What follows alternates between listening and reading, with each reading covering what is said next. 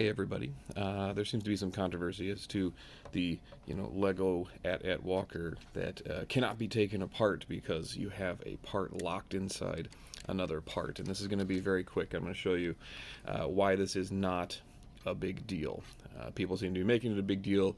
It's really not. So what you have is you have one of your bars here that goes into this piece here, essentially locking you out of this side, and you can't find a good way to do it or to get it out.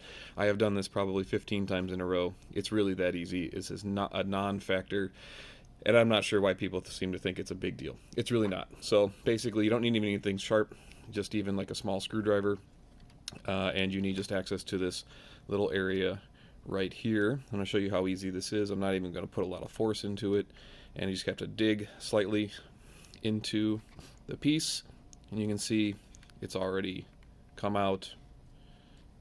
And now I can take the part out. Green piece comes out.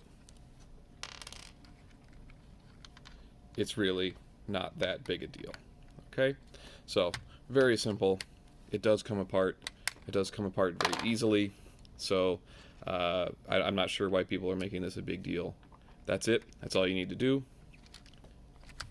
And now you're back to rebuilding it or doing whatever it is you want to do with your very expensive Lego at Walker.